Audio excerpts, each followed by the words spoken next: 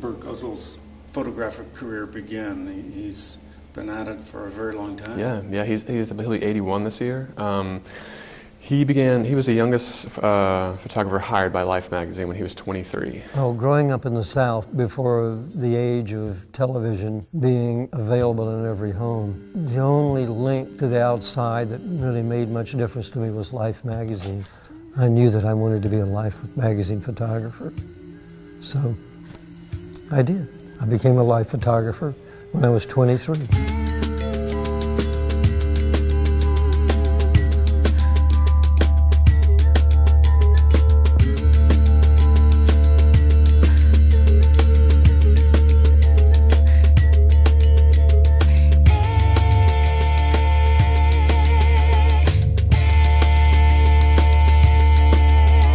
He'd been working since he was about 12, actually, as a professional photographer, taking pictures for the Raleigh News and Observer.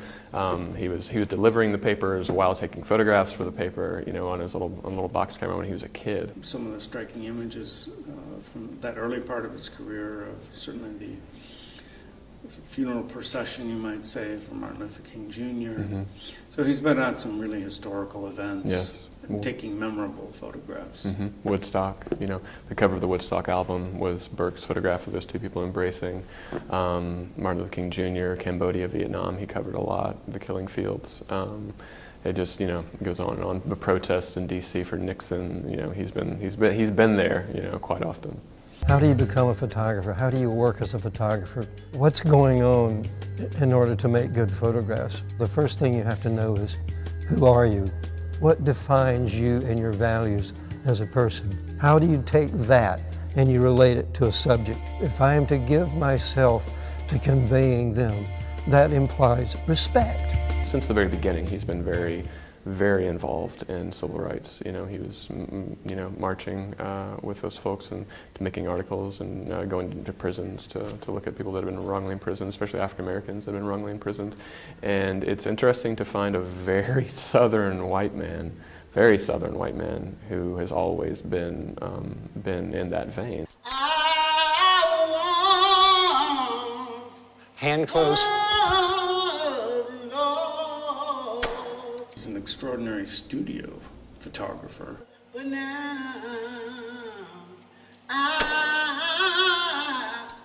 found. Lean back. He'd already conceptualized what he wanted to do for the Greenville Museum, which was all the studio work that you saw him doing for the film. But he hadn't shot his first subject for that, and so it kind of was this perfect marriage of starting the film and him just starting that project that he was commissioned for, which was making big portraits of the African American community in eastern North Carolina, around where he lives. As soon as I showed up, I realized this wasn't going to be some look back into the past. Yeah, we were going to explore his legacy a lot because it's very important, but this was very much an of the moment film because he's still making incredible work.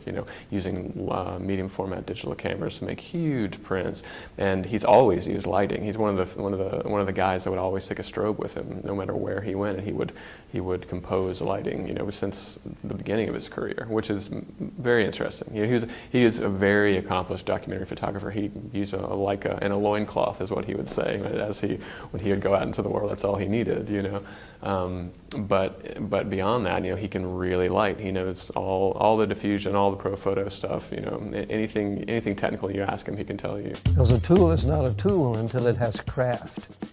A tool is only something you can hold in your hand until you can play it like a violin. A tool is a Stradivarius. Until you know that, you're worthless.